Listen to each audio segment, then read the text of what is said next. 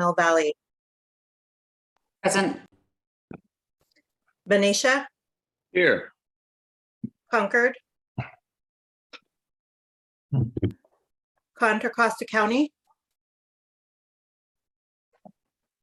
Corte Madera, Danville, Here. El Cerrito, Yes. Bryant. Yes. Fairfax, Here. Fairfield, Lafayette, Here. Larkspur, Here. County of Marin, Here. Martinez, Present. Town of Moraga, Here.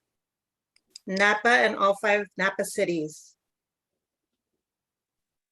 Novato, Here. Oakley, Here. Pinole,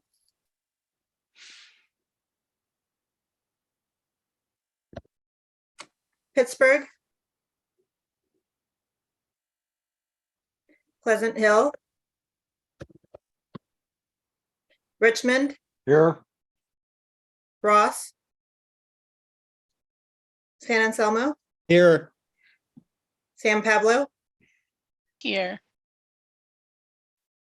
City of San Rafael, San Ramon, Here. Sausalito, Here. Solano, Here. Tiburon, Vallejo, Here. Walnut Creek. Quorum established. And I believe Director Murphy had a hand up. So again, Hi, Director. I'm sorry. Hi to the Secretary. This is Director Murphy. I'm present. Thank you. okay, thank you. The next item is board announcements. Are there any directors who have announcements at this time? Director Pandura has a hand up. Hi, everyone. I'm here. This is Therese from Fairfield. Thank you. Thank you so much. Okay, any other directors have announcements? I don't see any. We'll move to a public open time. Are there any members of the public who would like to either address items on the consent calendar or items that are not on the agenda tonight? I see no raised hands, Chair. Okay, the next item is an action item, resolution number 202209, authorizing continued remote teleconference meetings for the Board of Directors and every committee of the Board of Directors pursuant to Government Code, Section 54953E. So moved. Okay, well, let me ask, is there any discussion? Are there any members of the public who want to speak on this? Okay, I had a motion. I didn't catch who it was from. Moraga. Okay, And second, okay, Anselmo. go ahead and call the roll, Jessica. Belvedere and the City of Mill Valley. Yes. Benicia, Yes. Concord, Contra Costa County, Corte Madera, Danville, Yes. El Cerrito, Yes. Fairfax, Yes. Fairfield, Yes. Lafayette, Yes. Larkspur, Yes. County of Marin, Yes. Martinez, Yes. Moraga, Yes. Napa and all 5 Napa cities, Yes. Novato, Yes. Oakley, Yes. Pinole, Yes. Pittsburgh, Pleasant Hill, Yes. Richmond, Yes. Ross, San Anselmo, Yes. San Pablo, Yes. San Rafael, San Ramon, Yes. Sausalito, Yes. Solano, Yes. Tiburon, Vallejo, Yes. Walnut Creek. Motion carries. Okay, thank you. The next item is item 6, the consent calendar. We have 2 items on it. Does anyone wish to pull either one of those items off? Did we skip the CEO do we skip CEO comments? And You know, you're right. I'm sorry. I mean, that's the Thank- highlight of the meeting is hearing from Dawn. Well, I was just trying to get through the meeting here quickly. So, No, the best part of the meeting. okay, the next item is actually item 5, reports from Chief Executive Officer, Dawn. You guys are funny. Although I think Director Butt was smart this time because I do have a bit of a long report, so I'll try and go through it quickly. But I promise it will be interesting. So first off, I just wanted to let folks know that we've announced our first virtual power plant project. It's going to be in Richmond with hopes that we can expand it after we've done the pilot in Richmond. It will help low-income residents get zero net energy houses and help the grid at the same time. There's been a lot of great press coverage about this lately, so take a look at the information we've been sending you if you want to learn more about it. And we'll certainly be talking about it as it unfolds over the next year or two. It was funded in large part by a CEC grant, as a reminder. So we're really excited about that. Next, I wanted to let you all know that we've expanded our MCE Sync program, which is an electric vehicle charging app that really helps load shift. It helps make sure that folks aren't charging during those peak hours in the evening when the most fossil is on the grid and when prices tend to be the most volatile. This app has been so successful in shifting load during the pilot that we've expanded it with a new target of enrolling 4,000 customers. So if you have an EV, if you have constituents with EVs, friends and family with EVs, let them know about this MCE Sync app. We can send you a link or you can find it on our website. This is a shout out to the public as well to get signed up for this. And it saves folks money. You can get incentive payments worth up to $10 a month, and it's pretty easy app to use. So exciting news on that front. And then the next thing is really exciting report out on our energy efficiency programs. We spent many years ramping up these programs. We've been increasing them quite a bit over the last 4 years. And we just did an analysis of our last calendar year of performance, and we saw an over 150% year-over-year increase in the success of our energy efficiency program. So we've really dialed in these programs with great vendors in place. We have everything is working really smoothly, and we're seeing a lot of success. We're providing service to a lot of income qualified residents, which is exciting, and having an impact on saving energy and saving money for folks. So let us know if you want more information on that, or if you'd like to see the report that we just put together on that. Next, I wanted to make sure folks saw that we've been publicizing a brand new battery storage installation that was just completed at the West Marin Medical Center. This was in Point Reyes, and it is allowing them to make it through PSPS events or other types of critical events while keeping medications cold and not having to be vulnerable to power outages. They will also be able to help power the grid in the evening by charging their batteries in the middle of the day. So we're excited to have that program off the ground, and several other commercial and nonprofit battery projects are underway. So we'll keep you posted on those as they get finalized. Next, I wanted to share the exciting news that MCE was named one of the top Bay Area workplaces in 2022. So we're excited about that. We do try and attract and retain the best and the brightest. We have amazing staff on our team, and we do try and be a great workplace. So let us know if you'd like more information on that to spread the word with your constituents.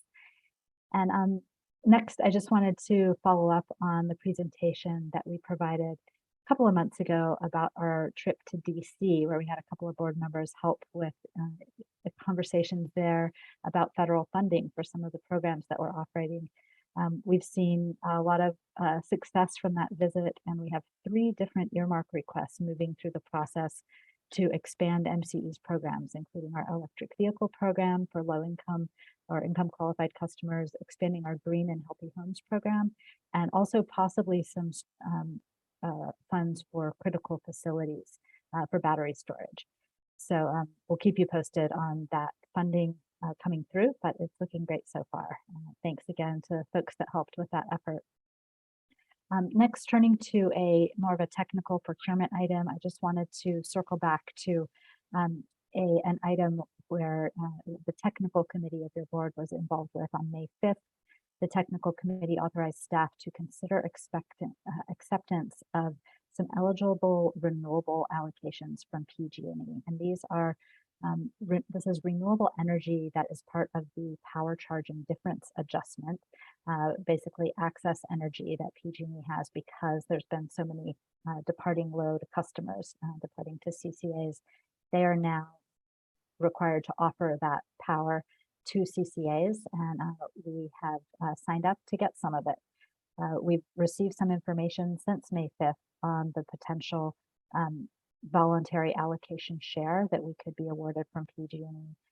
We've been offered a share that includes 2 different pools of resources, both long-term and short-term. And we're looking at starting off with some of the shorter-term supply options, but each year we'll have the opportunity to select more resources depending on what the options are. So we will have more information within the next few days, but we will be needing to lock down those volumes once the contracts come through, and that is expected within the next week. So we will keep you posted. Just wanted to give you an update on that. And then 2 more quick items. I wanted to take a moment, and I know we've got a slide we're going to put up, a couple of slides that we're going to put up for this item. You may have noticed something different in tonight's board packet and in our other marketing materials, and that is that our logo and our tagline has gotten a refresh. So I'm really excited to share the brand refresh with the board. It really reflects our core focus on the communities we serve while retaining the same look and feel. So before we show you the new logo, I wanted to go back and take a quick look at our logo evolution through the years. So this slide is showing you in our first few years in business, we worked on perfecting the overall look and feel of the logo. So these were actual logos that we had in place in our early years, kind of starting on the left was our very first one. And then the one in the middle there, we used between 2009 and 2010 while we were doing our early procurement and launching service. And then in 2011, we updated to the one on the far right there. And then moving to the next slide, in 2012, we added a tagline, which might have inspired PG&E since they started using a tagline around the same time. Theirs was safe, reliable, affordable. Ours here is renewable, reliable, affordable. And we used this tagline to describe our business. And in 2013, when the city of Richmond was looking to join us, we made a big change to remove the word Marin because we were concerned that that might make folks outside of Marin feel left out or feel like the program didn't belong to them. So this logo shown in the middle here really reflected our evolving identity. And then moving on, I think we can move on to the next slide. This is the logo we've been using for the last several years, since 2019. It's served us really well, but as with all the work we do at MCE, we're always working to continually improve and reflect the needs and values of our customers and communities. And we knew we could do a little bit better. So the last slide here is, I'm very excited to show you our updated logo and tagline. So the new tagline features the word empowering with a dual meaning or interpretation of the root word power as a source of electricity and the ability to act or produce an effect, which we think we do a lot of. So while we're keeping the same elements of the original design, it's very similar to what you saw before. Our initials and the arc have been slightly refined to be a little more balanced. But I think most importantly, the service area counties have been added as a clear statement that we serve 4 counties across the Bay Area beyond our roots in Marin. So we hope these changes will strengthen the MCE's community-focused position and serve as a foundation as we continue to deepen our storytelling and our branding efforts. This logo is now live on our website, and it'll replace the previous logo on all future materials. So that's a quick intro to our tagline, and I have just one last item, but wanted to pause and see if there are any questions so far. Are there any questions for Dawn from board members? Okay, and I've got just one last item. We're going to hear from Stephanie Chen, who is our legislative director, and she's going to give us a brief update on the recent EPA decision regarding jurisdiction. I know that there's been a lot happening on the federal level in the news, so this might have gotten buried a bit, but a few weeks ago, you might recall hearing about the decision that changes EPA's ability to regulate carbon emissions to some degree. And so folks have been asking, how does this affect future changes? How much of an impact is it going to have? And so Stephanie is going to just say a few words about that, and I'll turn it over to you, Stephanie. Thanks so much, Dawn, and good evening, everyone. So the case in question here is West Virginia versus the Environmental Protection Agency, and it deals with one provision under President Obama's Clean Power Plan. Now, the Clean Power Plan was repealed by the Trump administration, but the Supreme Court heard the case this term, even though the plan is not being implemented at this point. So the decision here that got issued at the end of last month limits a couple of the tools that the EPA would have had under the Clean Power Plan to reduce emissions associated with electricity generation. Specifically, the decision prevents the EPA from establishing a national cap and trade program like the one that we have here in California. And it would also prevent the EPA from requiring utilities to shift from dirtier fuels like coal toward cleaner fuels like gas or renewables. If the country is going to take either of these steps, the direction to do so has to come from Congress. This decision from the Supreme Court just says that that decision can't come from an executive agency. However, the ruling still leaves many, many emissions reductions tools at the EPA's disposal. It also doesn't implicate other federal agencies like the Department of Energy, which we know provides a lot of grants for research and development as well as deployment of clean energy technologies. The decision also does not touch what states and local agencies like cities, counties, and MCE can do to reduce our emissions. So even though this decision is out there, California will still pursue progress under our landmark state climate laws. We are already seeing the administration and certain members of Congress taking steps to shore up what the federal government is still able to do. And of course, MCE will continue our current path towards clean power and emissions reductions, including all of our robust suite of customer-facing programs and incentives, all of the renewable and clean procurement that we're doing. So I'm very happy to report that our work here at MCE is not impacted by this rather unfortunate decision from the Supreme Court. I'm happy to take any questions if folks have any. Any questions from board members? This is Kevin. Could I ask a quick question? Yeah, go ahead, Kevin. Yeah, Stephanie, just a quick question. Does the recent Supreme Court decision overrule Massachusetts, the Massachusetts case versus EPA? I haven't read it, so I'm not sure. Excellent question, Director Hariff, and it doesn't. So the question, the case that you're referring to, the Massachusetts case, was the one that determined that carbon is one of the kinds of pollutants that the EPA can regulate. This decision only took out a couple of the tools that the EPA could use to do that. And those tools could come back if Congress declares them or if Congress enacts them. Seems a little bit unlikely under the current circumstances, but keep hope alive.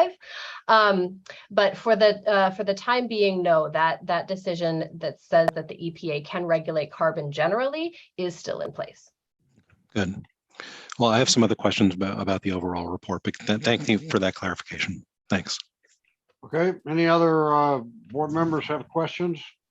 Are there any members of the public who wish to speak on this item? I see no raised hands, Chair. Okay, thank you. So now we are back to the consent calendar. There are 2 items on the consent calendar. Does anybody want to pull either one of them? I don't see any requests, so at this time, I would entertain a motion to approve the consent calendar. I'll move the consent calendar, items C1 and C2. Okay, Wagon Connect with second. motion by Perkins, second by Wagon Connect. Call the roll, please. Belvedere and Mill Valley, Yes. Now for the Cliff Bar Extended Hunt. Benicia, Yes. Concord, Contra Costa County, Corte Madera, Danville, Yes. El Cerrito, Yes. Fairfax, Yes. Fairfield, Yes. Lafayette, Yes. Larkspur, Yes. County of Marin, Yes. Martinez, Yes. Moraga, Yes. Napa, and all 5 Napa cities, Yes. Novato, Yes. Oakley, Yes. Pinole, Yes. Pittsburgh, Pleasant Hill, Yes. Richmond, Yes, Roth, San Anselmo, Yes. San Pablo, Yes. San Rafael, San Ramon, Yes. Sausalito, Yes. Solano, Yes. Tiburon, Vallejo, Yes. Walnut Creek. Motion carries. the next item, item 7, is Energy Storage Resource Adequacy Agreement with Hecate Grid Humidor Storage 185 LLC. This is an action item, so I assume there's a staff report. Yes, there's a staff report in the packet and there's a presentation here that is going to be provided by our Power Resources Department. Yeah, let me just take a begin this. So good evening, everyone. Like we have done previously, reaching out to Director Green and Director Perkins in sharing of the unredacted portion of the contract. We reached out, Lindsay Saxby and I reached out to Director Onoda and Director Meisner to share with them the unredacted contract, explaining the contract and taking any questions. So when David completes the presentation, my request to Director Onoda and Meisner is to opine, provide their input to you, and then we can take further questions. Thank you very much. Go ahead, Dave. Okay, thank you very much for that. Good evening, MCE Board of Directors. My name is David Petovsky. I am a member of the Power Resources team presenting the Hecate Grid Humidor Storage Energy Storage Agreement to you this evening. I'm happy to take questions in real time or feel free to wait to the end, whatever works for you. Next slide, please. So this project came to us through our annual open season process. Annually, we go to the market, to the universe of developers and let them know what we're looking for. And it's long-term contracts for renewable energy projects as well as energy storage projects, of which this is one.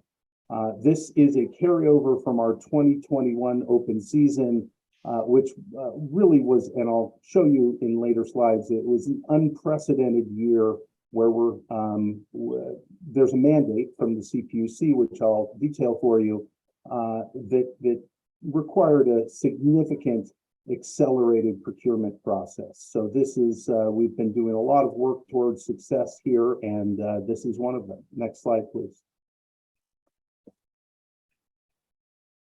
So as we go into each open season, we talk about our goals and we talk about the product types that'll help us meet those goals. And so the three primary fundamental goals are: number one, we want to hit our targets. So we have an integrated resource plan that is a 10-year look forward at what we need to procure to meet our goals for both renewable energy and energy storage. So this is, kind of our guiding principles each year as we go into our open season. The second is our obligation to the reliability of the grid. And so based on our load share, on our actual load, we have an obligation to provide a commensurate amount of resource adequacy, or RA. So we've got a very large portfolio, of which this contract will make a significant contribution. And third, and probably the biggest driver of this particular of the open season last year and this year, is the midterm reliability. So this was a decision handed down by the CPUC, the California Public Utilities Commission, for a variety of projects that will be built and come online over a series of years. And there are 4 different buckets of projects that I'll show to you in the next slide.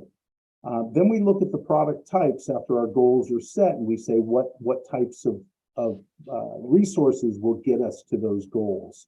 And so it's almost always PCC1, or renewable product content category 1. So these are renewable projects like solar and wind, as well as a significant amount of energy storage projects. And these can either be paired with renewable, like the last project that we approved through the technical committee. It was called Golden Fields. So that's a solar plus storage, or standalone charged by the grid, which is the project we're looking at tonight. Next slide, please. So I won't get too deep into the weeds here, but this was handed down from the CPUC in May of last year. The midterm reliability, these are mandated capacity projects. So it is pretty big, at north of 360 megawatts all in. There are 4 different buckets of types of projects. And then the 4th column over from the left, you can see a really accelerated timeline of these projects coming online anywhere from 2023 to 2026. Next slide, please. So the great news is that we're taking a big bite out of our obligation. So this project, when combined with another contract that we signed 2 years ago, Daggett, takes care of the entire generic bucket. So we're very happy. It's a very large obligation that we had, and we're very happy to have, and these are the ones that need to come online the earliest. So we're very happy to have 2 contracts that would potentially cover this generic bucket. In February, the technical committee approved the Golden Field solar and storage project, and that also will take care of the second largest obligation to DCPP replacement, is replacing Diablo Canyon. And so if you look at it, we've made some very significant progress. We are in negotiations for the clean firm section and working diligently on the long-term duration, but we have a little bit of time there given the fact that they're coming online in 2026. Next slide, please. So some details about this particular project, Hecate Grid Humidor Storage. It is 185 megawatts of lithium-ion battery energy storage system, BESS. It'll look pretty similar to this, but quite a bit larger. Batteries do not have a huge footprint like solar, or 185 megawatts of solar would be hundreds and hundreds of acres. If it were wind, it would be thousands of acres. So This particular resource has a relatively small footprint. It's going to be located in Los Angeles County. This is a standalone grid charged energy system. So this is an RA contract. We are buying the RA, the resource adequacy capacity of the system, but very likely it's grid charged. It'll be charged during the day when energy is plentiful, when the sun is shining and solar is pumping out lots of energy and the duck curve dips way down. And it'll be discharged in the evening when we want cleaner resources online. So there are a lot of great benefits to this project. So when the team gets the bids in, we do a significant deep dive into two sides of it. So the quantitative, the pricing side of it, how does this balance up against the status quo, as well as the viability, so the qualitative side of it. And they're really both almost equally important. Now, if they're all viable, we're probably going to go with the least expensive, but they're not all viable. And so this project, after a deep dive, is a great combination of the two. Best price with the most viable. Next slide, please. So this is an RA capacity contract for 185 megawatts of resource adequacy. It's coming online in April of 2024. The contract is 10 years, and there are no credit or collateral requirements from the seller to MCE. You can see where the star is. It's just north of the city of Los Angeles, close to the Antelope Valley. Next slide, please. So a few of the terms that stand out in this contract. Number one, there are a lot of incentives for the performance. This includes a very large security deposit so that during construction, the developer meets the milestones to make sure it comes online in time. There are lots of incentives for performance during the contract where it needs to deliver. Otherwise, there are both financial penalties as well as requirements to replace the resource adequacy. It'll be built with union labor. The security deposit that I mentioned, and this is just up until commercial operation, is north of $16 million. Once we hit commercial operation, that actually will go up. For the second year in a row, we are getting a cash contribution to our community benefits initiatives. So MCE's internal team will be driving this effort. And these are programs that we really have not nailed down quite yet because it's 2024, it's 2 years away. We want to make sure that we're focusing on whatever that priority is at the moment. But MCE's internal team will be driving this in partnership with the developer. And the benefit will go to either something in MCE's service area or something to benefit, and it could be both, the communities adjacent to the project location. So ideas that have been batted around are things like green job training programs, possibly a renewable energy development at a school or a community center. But again, it's 2 years away, and we're going to be focusing on that in probably about a year, year and a half when they start construction.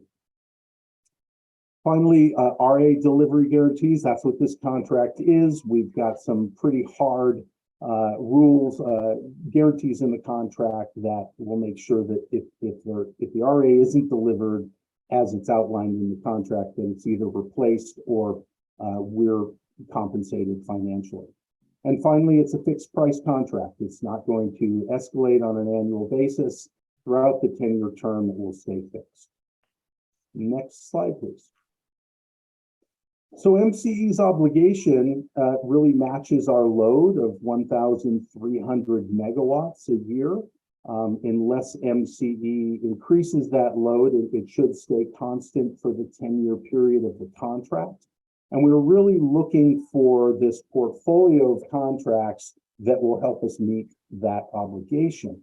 And we were looking through open season to make a big impact on that. So 14% of the load is really an attractive contract to meet our obligations. Next slide, please. So this is the final slide. Staff is making a recommendation to approve this agreement between MCE and Hecate Grid for the humidor storage 185 megawatt LLC project.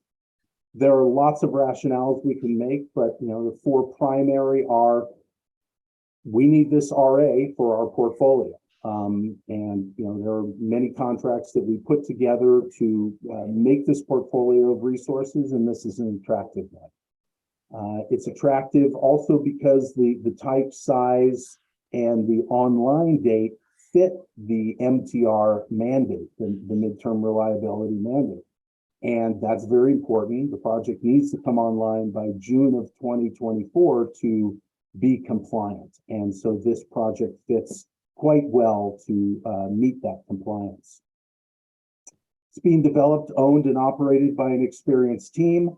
We called references at Southern California Edison, as well as LA DWP, and Hecate had done projects for both of those entities and several others, and they spoke highly of them.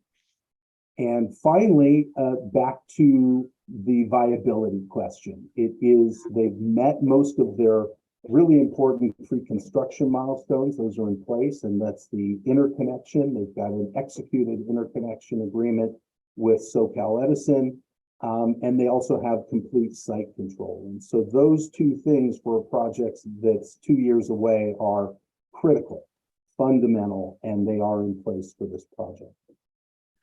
Next slide, please.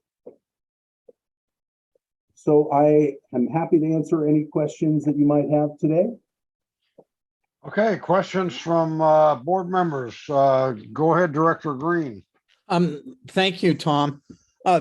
David, good job. I know that the RA change was sudden, dramatic, and very taxing. And obviously you've moved nimbly to address what seemed to me to be a threatening situation. A couple of questions I have. One is, it seems that our dependency for meeting our RA requirements, our dependency on this project is substantial.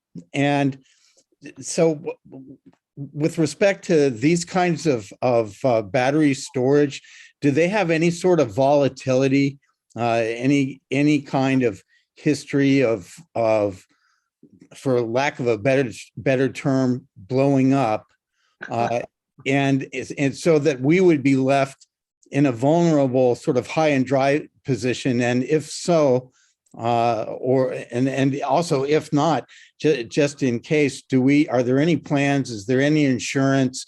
Is there any sort of backup? Great question. So it's really dealt with in the contract that if they can't deliver, they're obligated to provide replacement RA. And there's certainly always an opportunity to buy, quote, insurance, but that would mean double procuring. And so I would leave that up to management and the board to make that decision. So it's covered in the contract, and what the backup for us is they're responsible. But have you done any kind of evaluation of their ability to deliver in the event of a disaster? Well, we have $16.6 million of their money to assure that they're going to provide for that replacement RA, and that will grow. That's actually just the development security. It'll increase about 20%. So, we will have north of $16 million. That is the, kind of security deposit that we have to make sure that they fulfill their obligation. Okay, thank you. Director Meisner, go ahead. Thank you. I just want to, so I was one of the two that reviewed the contract. And when I first received it, I was pretty perplexed. I'm a lay person, and Lindsay and Vicken in particular combed through it with me. And I was very impressed by the rigor in which they put this together and some of the benefits of this contract, and that the fact that it's meeting the obligation and compliance is really exciting. So I really want to put a huge shout out to staff, Vic and Lindsay and David, and all the MCE staff for this incredible project. So thank you. Thank you. Okay, thank you. Director Kelman, go ahead. Thank you. And David, thank you for that excellent, well thought out presentation, and for other directors who took the time to review the contract. So thank you for that. I understand that this is about the open season solicitation for the large scale renewable energy storage projects. But out of curiosity, what kind of program do we have in terms of battery backup systems for community resilience in Marin? Is that taking shape, but not just Marin and the whole service area for MCE, but is that taking shape and getting clear? Do we have some type of more community specific energy storage playbook and operational plan, or are we only staying with this large scale type of backup system and program? I'm happy to speak to that if you'd like, David. Yeah, our local battery storage projects are really led by our customer programs team.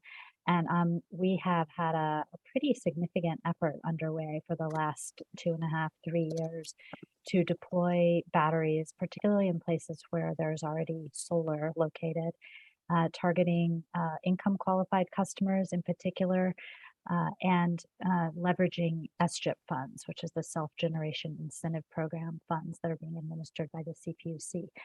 We were able to access a lot of SGIP funds for both our residential and our commercial customers. And beyond just the low income or the income qualified customers, there were SGIP funds available for regular market rate customers as well. And so we helped with the general population.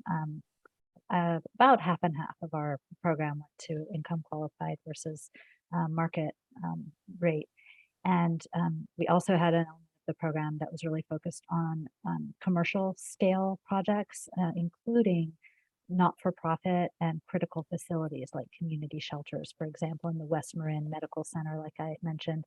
The Pittsburgh Unified School District is another one where we provided a lot of support. So that project is, that program has encompassed a lot of installations, much smaller scale, obviously, because we're talking about much smaller batteries, very incrementally added.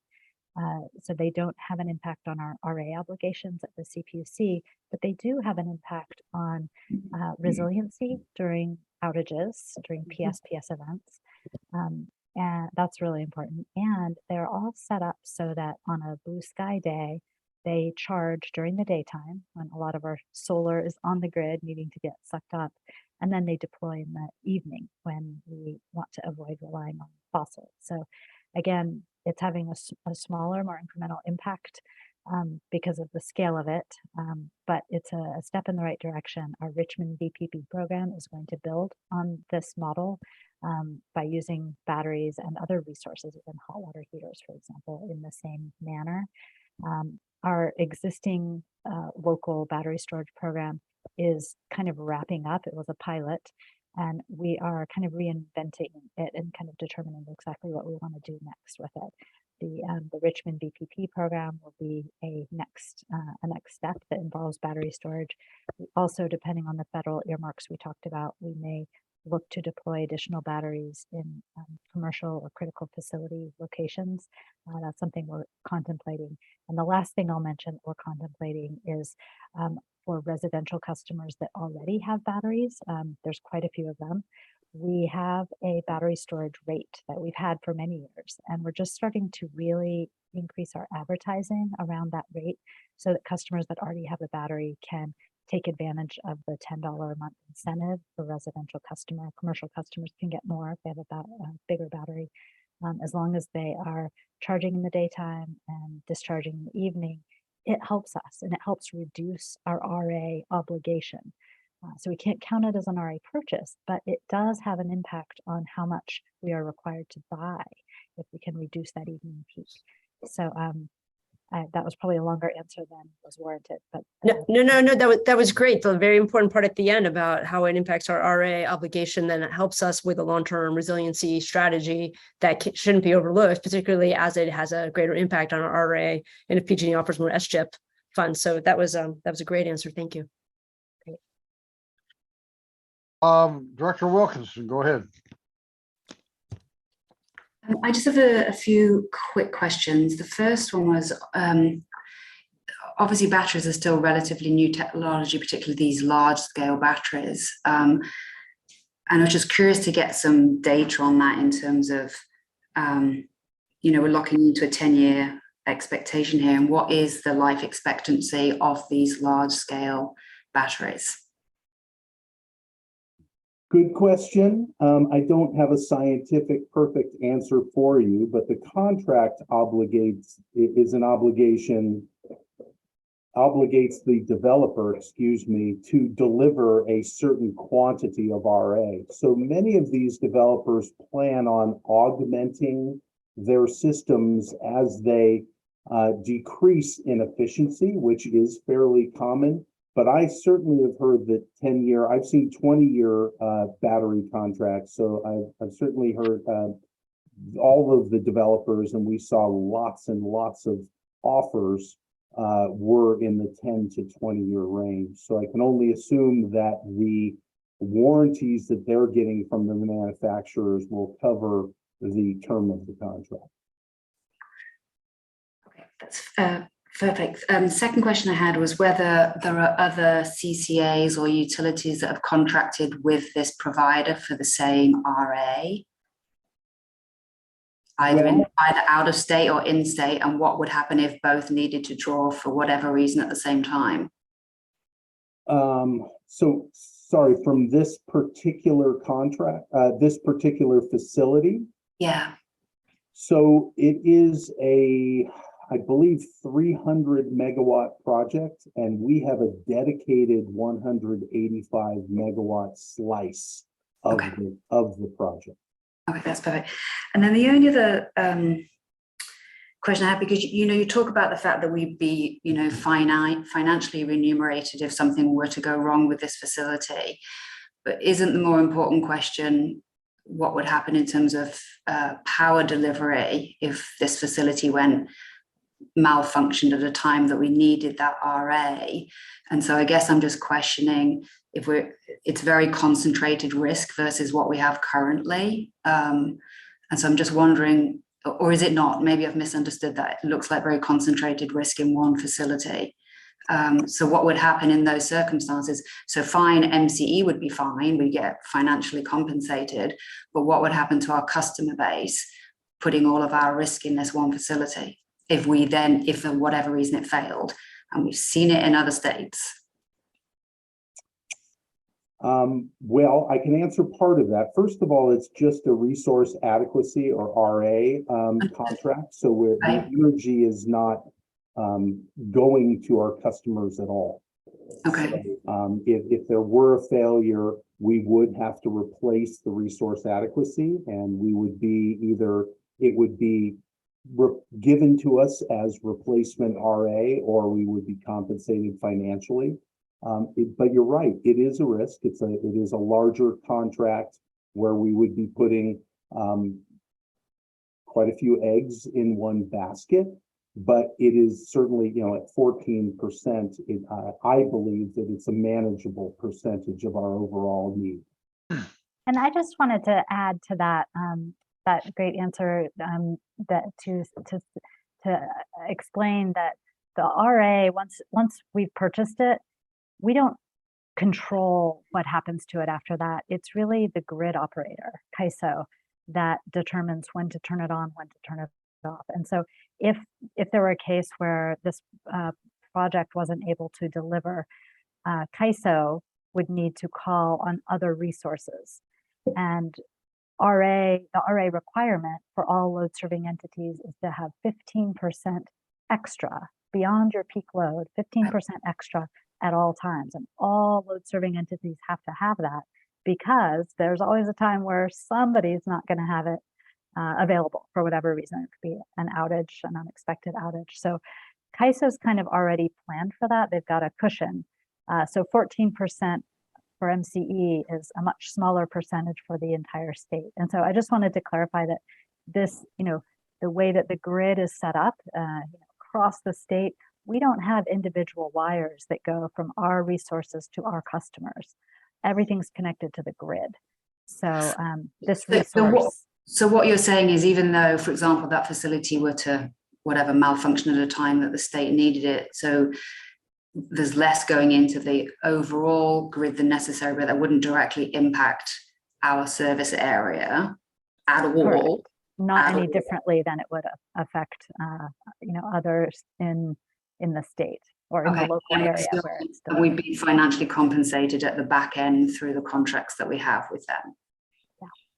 Okay, that makes sense. Thank you.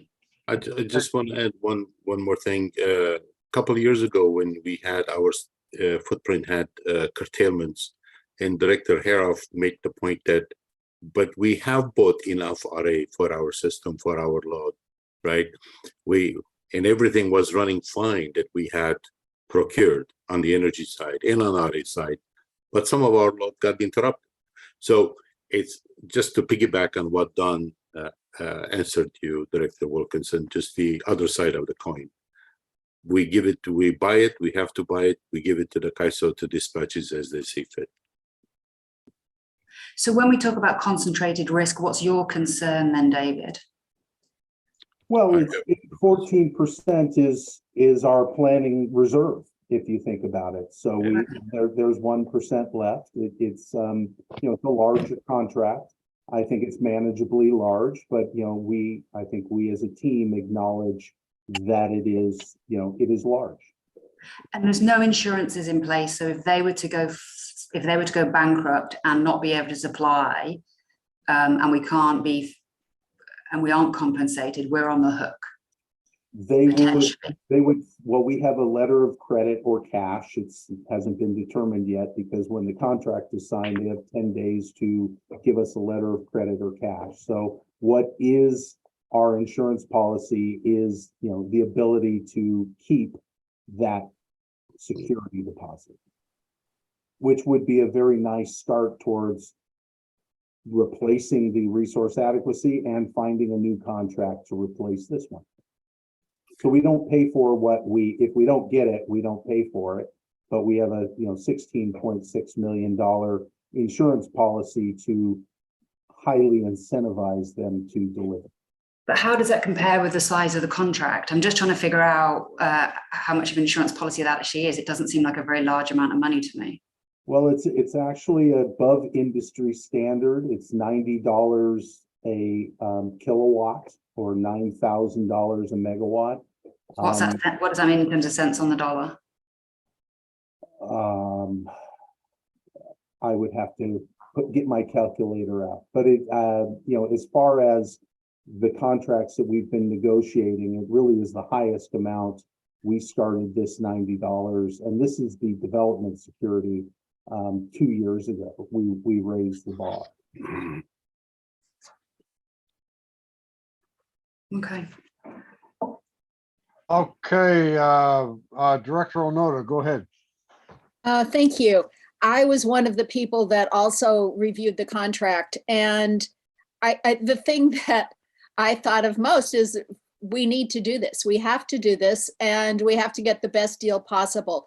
And David and Lindsay and Vicken were fabulous. And I really felt, and it was fun hearing Sally's comments and questions, because I feel like this contract is pretty much solid, waterproof. And, the 16.6 million as incentive for them to make sure this happens, I thought was stellar. And also the 10 years, it sounded right. And so thank you for giving me the opportunity to look at this. And I think you guys did a fabulous job. If I ever have a contract, I wish you would make sure it was right, because you do that very well. One point of clarification on the term length is the midterm reliability compliance has to be 10 years or more. It couldn't be any less than the 10 years. on the contract term. Thank you. Thank you, Director Onoda. Okay, any other questions by board members? Do we have any public speakers? I see no raised hands, Chair.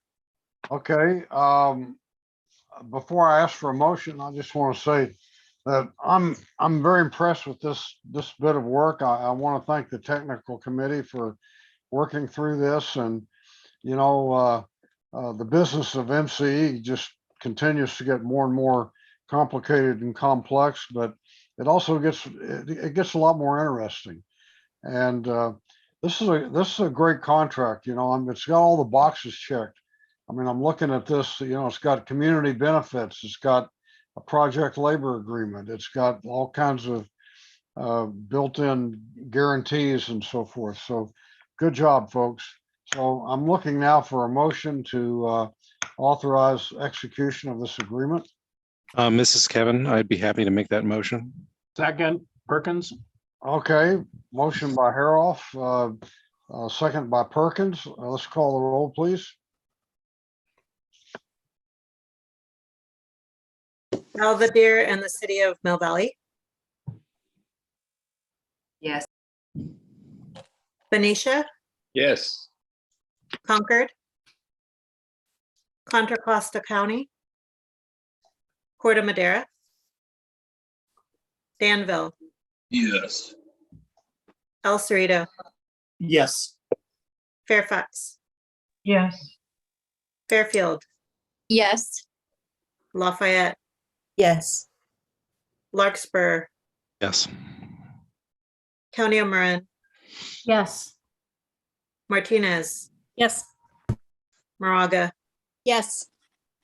Napa, and all 5 Napa cities, Yes. Novato, Yes. Oakley, Yes. Pinal, Yes. Pittsburgh, Pleasant Hill, Yes. Richmond, Yes. Ross, San Anselmo, Yes. San Pablo, Yes. San Rafael, San Ramon, Yes. Sausalito, Yes. Solano, Yes. Tiburon, Vallejo, Yes. Walnut Creek. Motion carries. Okay, the next item is another action item, item 8, MCE policy 018, ticket and pass distribution. Great. So we're going to hear from our General Counsel, Catalina Murphy, and she's going to introduce this item. This is something we've been working on in the background, and we're really excited to have it in place going forward, and relate to how we handle our sending board members to conferences in the future and events, and just allow us to have a policy that we can reference regarding those excursions. So Catalina, I'll turn it over to you. Thank you, Dawn. Good evening, everyone. So MCE identified that many public agencies have this type of policy for the distribution of tickets and passes that are purchased by their respective agencies. And MCE determined that it would be beneficial to have this policy as well. Under the proposed policy, it would allow MCE officials to accept tickets or passes that are purchased by MCE and would be considered an exemption to the gift rules under the Form 700 reporting requirements. So MCE would handle the reporting by filing a Form 802 with the Fair Political Practices Commission, and would report out any of the MCE officials who received a ticket or pass pursuant to the policy. And under the proposed policy, the covered tickets and passes would be for events that meet a public purpose, such as MCE educational events or other events that are tied to the services that MCE provides. So this would apply to events such as monthly PANC meetings, the Power Association of Northern California, as well as certain events that are hosted by CalCCA. And so staff recommends that that you approve MCE policy 18, ticket and pass distribution, and I'm happy to answer any questions. Are there any questions from board members? Nobody wants to ask, how can I get one? Tom, this is Kevin. I'd just like to ask a question because I'm a frequent attendee of the bank lunches in particular. So can you just explain how this may relate to my own personal reporting obligations? This is to add or detract from what I have to do individually? Certainly, yeah. So if it's a ticket that MCE has purchased and given to one of our board members to attend a conference or event, typically that ticket would be reported on Form 700 as a gift. And so if we have a policy in place, the FPPC rules allow that to be an exemption to the gift, and you would not have to report that specific ticket that you received. MCE would be reporting the ticket value and who received it all through Form 802. So there's still transparency. It just wouldn't apply to your individual Form 700. Okay, that's interesting and helpful. I've done Form 700s before, and I'm not sure that I've done them right. So thank you. This is helpful to me. Thank you. I appreciate it. There's always nuances on that Form 700. So I'm working on my Form 700 right now. So Catalina, I have a question regarding my trip to Washington, the airfare and hotel and food.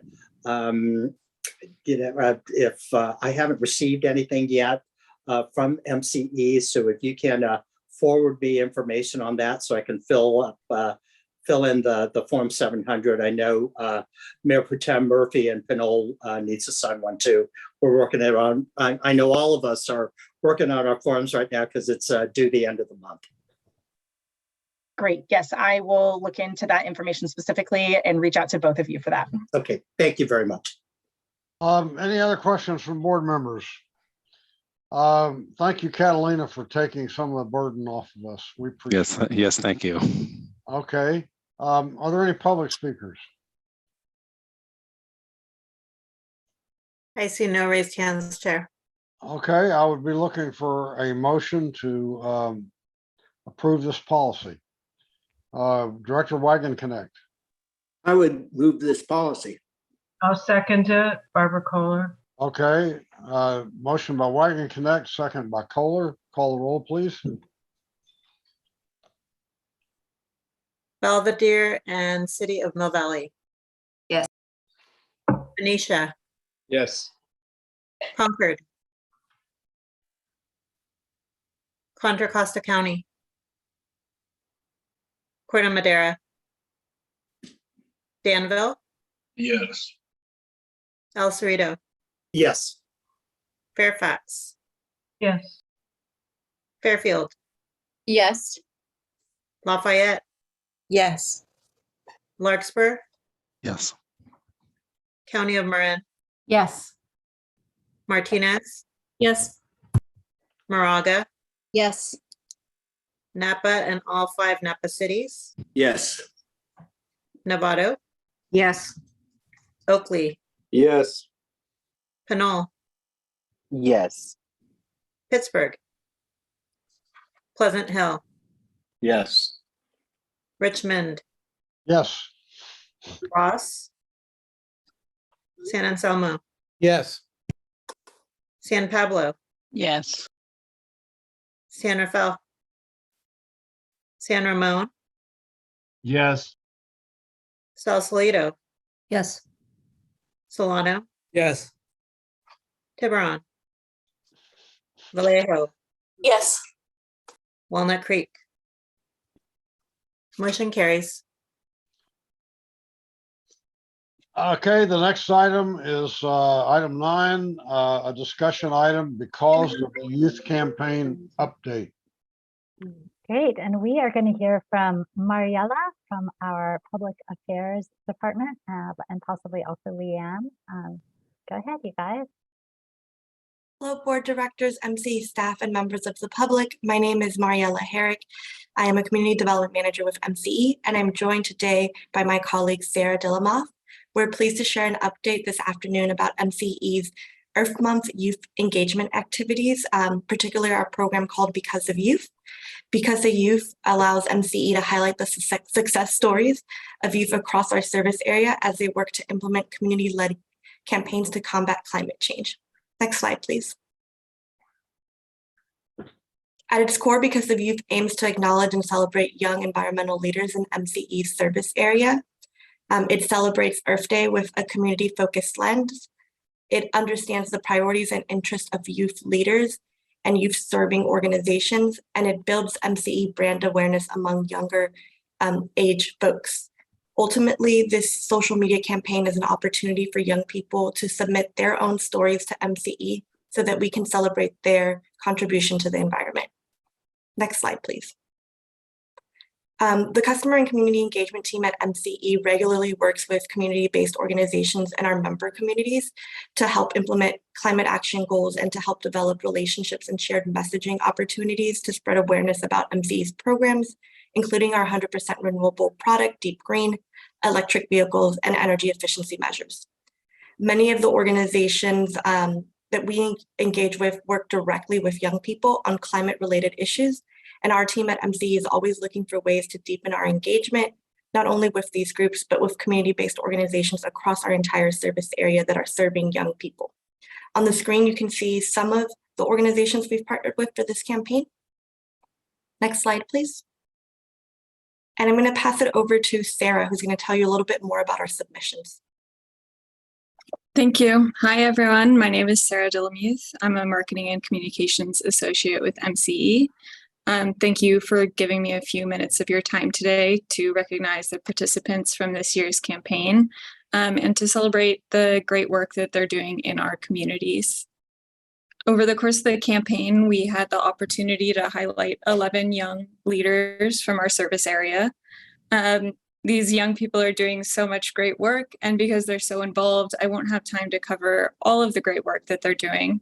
So if you want to check out their full submissions, you can see those on our Instagram page at MCE Clean Energy. But as we move on to the next slide, I've pulled a couple quotes from this year's participants, and I will be calling out a few ways that each of them individually are making an impact. So starting on the left is Alexi. Alexi leads the Sustainable Leaders in Action team in Contra Costa. Together with her team, she's organized marches, created petitions, and attended city council meetings to advocate for a transition away from fossil fuels. And then next we have siblings, Reese and Sloan.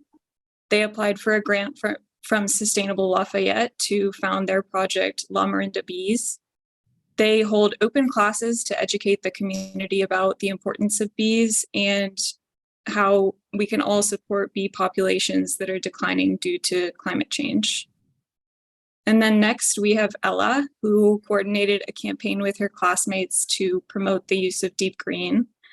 Together they created brochures and newsletters, and they encouraged local businesses to opt up. And then pictured on the right is Ben, whose environmental activism started while working in his school's community garden. And he recently interned with the San Geronimo Valley Community Center, where he worked on climate activism and education initiatives. And then if we could move on to the next slide, please, I will highlight the next group of participants. Right here is Kivithi. Kivithi advocates for the planet and marginalized communities by attending rallies and protests, and has also taken action by encouraging others in the community to opt up. And then Noella is founder and president of California Youth Climate Leaders. She's been working with Recology to install composting and recycling bins in her community, and she's currently planning local restoration efforts and trash cleanups. And then Pilar advocates for sustainability in her community, and her interest in clean energy actually led her to apply for an internship with MCE, and we were fortunate to welcome her on board as an intern with our Strategic Initiatives Department, where she learned about community efforts to create a sustainable future. And then moving on to our final group of participants, Ella participated in a Green Stitch internship to lead community-focused climate action initiatives in the community. She also is heading off to college this year, where she's going to be studying conservational science. Kira has worked with the California Coastal Commission to help protect and restore our coastal resources.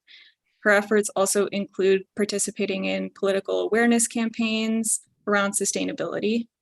And then last but not least is Ian, who has organized youth-led climate rallies with sustainable leaders in action in Contra Costa.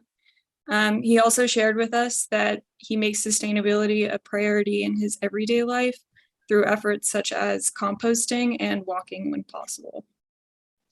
And that concludes all of our participants, but I wanted to say thank you for taking the time to learn about them. And again, if you're interested in learning more about them, you can see the full submissions online on our Instagram. And I will pass it back to Mariella to share some final words before we wrap up this presentation. Thank you, Sarah. So lastly, we just want to say that this project would have not been possible without the support of our young environmental leaders, community partners, and our board members. I also want to take a moment to thank Directors Green, Feynman, Anada, and Joya for signing the certificates of recognition that each youth participant received. We also shared a hard copy of our new Youth Climate Action Toolkit with the young people. Next slide, please. Thank you. This concludes our presentation. You know, it's great getting young people involved. That's a real investment in our future. And I want to thank you guys for coming up with these programs and carrying them out. Are there any questions or comments from board members? I don't see any. Are there any members of the public wish to speak on this item? I see no raised hands, Chair. Okay, again, well, thank you. This is a great program and a credit to the work we're doing at MCE. The next item is item 10, overview of MCE's marketplace load modifying programs, a discussion item. All right, so I just want to say a couple of words and then I'm going to turn it over to one of our great staff. But the idea for this item came out of a recent executive committee meeting. A board member recommended that we talk a little bit about what we are doing around shifting load. And load modifying might sound like a boring topic, but it's actually super exciting. So what it means is that we can take the energy demand that tends to be high in the evening and shift it to times of the day when we've got a lot of renewables on the grid, primarily the middle of the day when we've got solar. So shifting load is really important. You know, we talked a lot about batteries earlier in the meeting. Storing the energy and saving it up for the evening is great. In addition to that, we've got ways that we're trying to shift load to different times in the day, shift away from the evening primarily. And we started working on these sorts of programs many years ago, and we're going to bring to the board retreat in the fall a deeper discussion that talks a little bit about the history of our load shifting programs and what we're planning for the future. But tonight you're going to get just sort of a teaser, just a snapshot of one of our programs that has been really successful, and it's got a number of different parts to it. So it's an exciting program and we're seeing a lot of success with it. So I'm going to turn the presentation over to Joey Landy, who is with our customer programs department, and he's going to present this great program to you guys.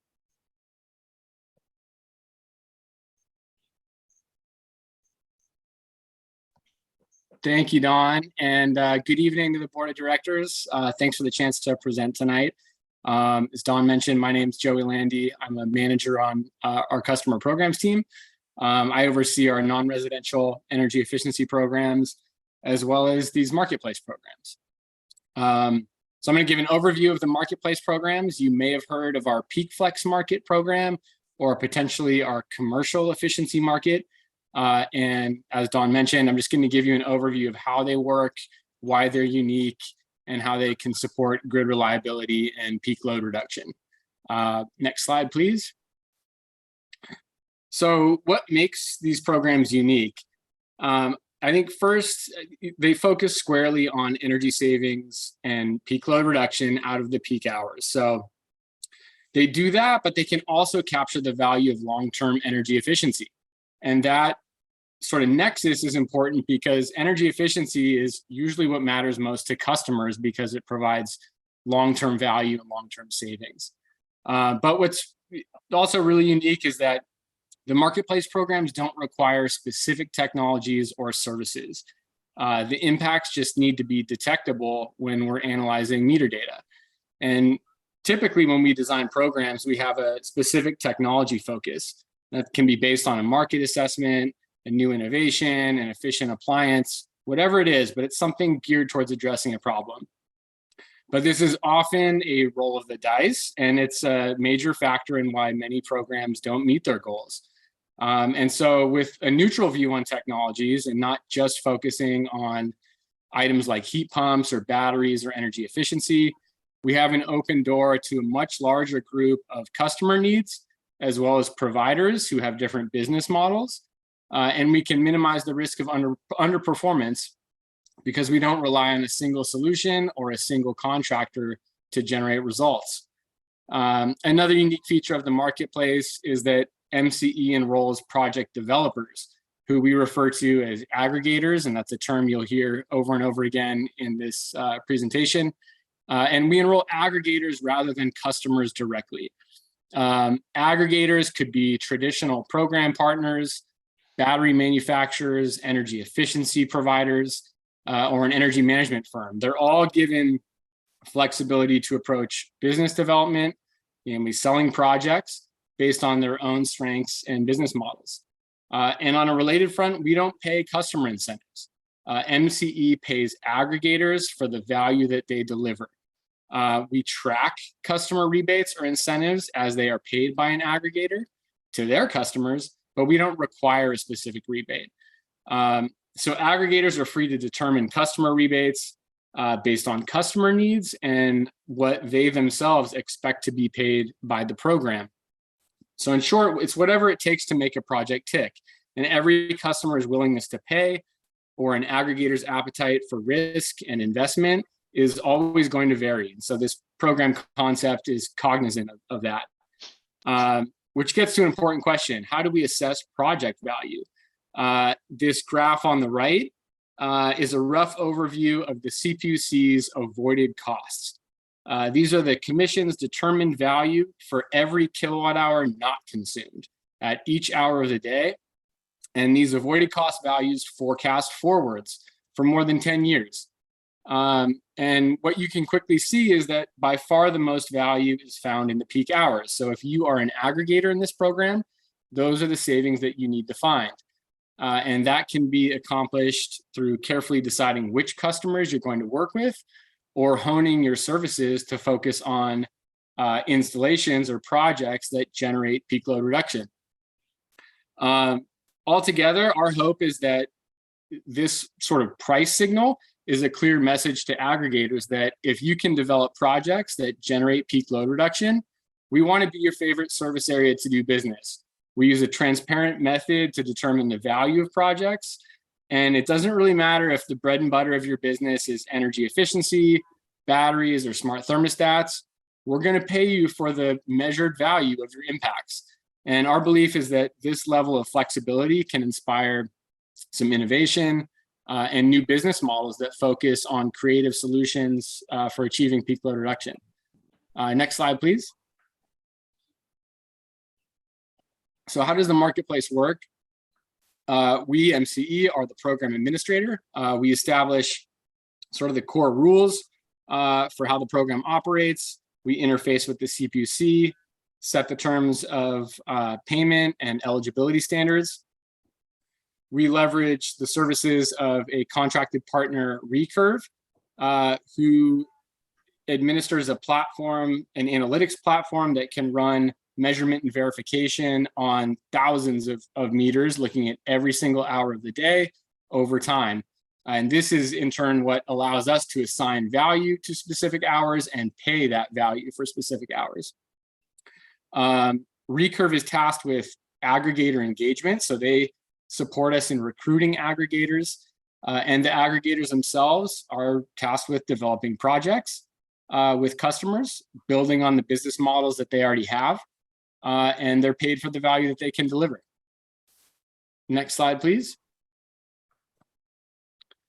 Here's a quick overview of the timeline of this program concept. We started with the commercial efficiency market, and that was primarily a program design which was aimed at helping us scale our energy efficiency impacts with a broader network of providers. And Don had mentioned some of the great growth we've seen in our energy efficiency portfolio in the last year, and this program has been front and center in some of that growth. Along with others, but it's really a useful tool for bringing impacts to scale quickly. But after we introduced this program, it became clear that we could use the model as a way to achieve some of our peak load management goals, because we were actually measuring and paying for hourly impacts and not just long-term energy efficiency. So with Vic support, we launched a pilot version of the Peak Flex market last summer. And that was to pay for demand response and load shifting out of the summer peak hours. At the same time, last summer, Governor Newsom issued an emergency proclamation, which directed all state agencies to address summer reliability and increasing peak demand. The CPUC opened the door for proposals. We applied and were awarded $11 million for the Peak Flex market over the next 2 years, and another $6 million for a new residential efficiency market, which looks a lot like the commercial program. And this is great, because if we can demonstrate measured results, this is the type of initiative that can lower our RA obligations in the long term. And furthermore, the CPUC chose to adopt this model, releasing a new statewide program called the Market Access Program, with $150 million available to the IOUs and to MCE.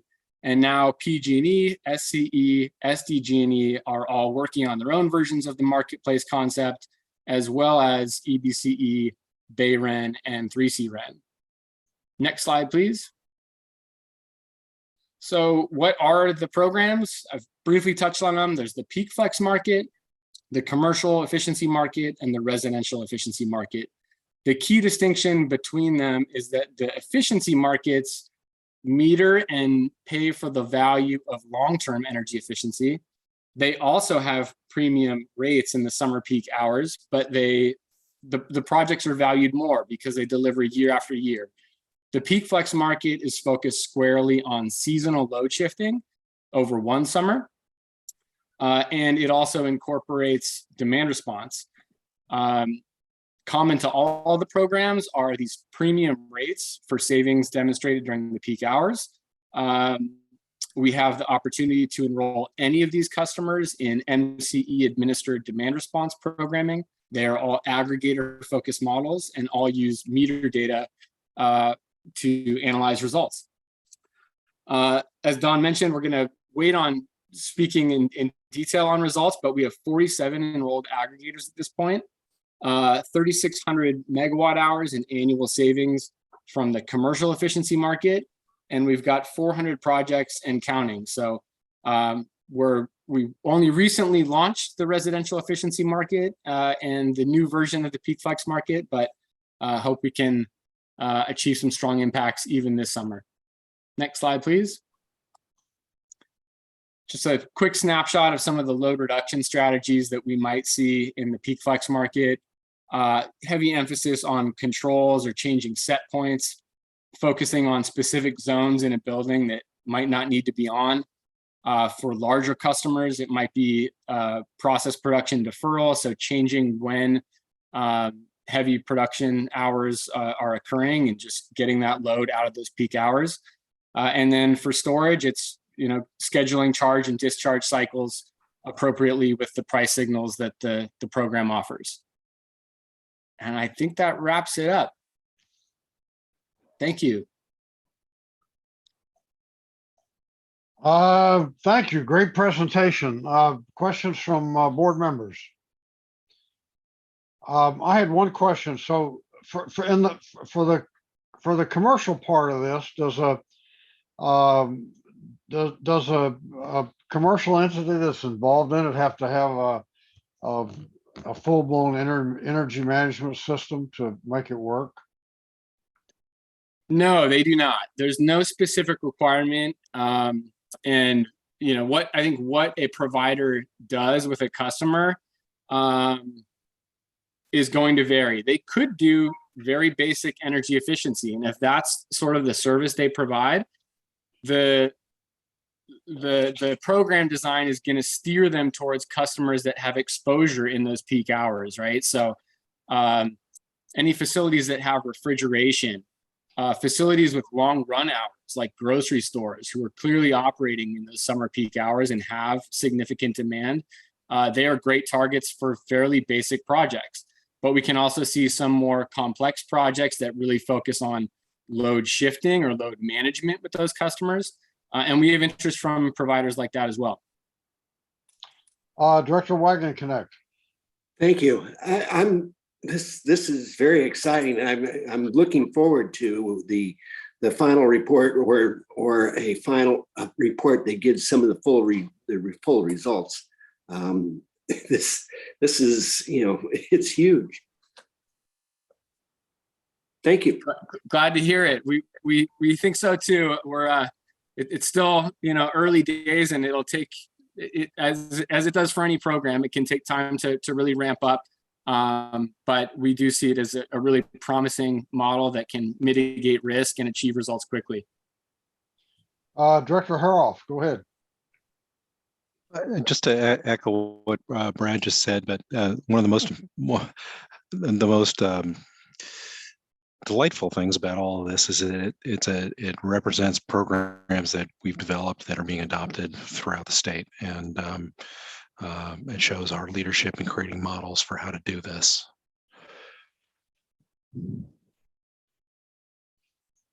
Okay, thank you. Any other questions or comments from board members? Do we have any members of the public want to speak on this item? I see no raised hands, Chair. Okay, thank you. So that brings us to our next and final item, board matters and staff matters. Are there any board members or staff members who wish to bring up any item at this time?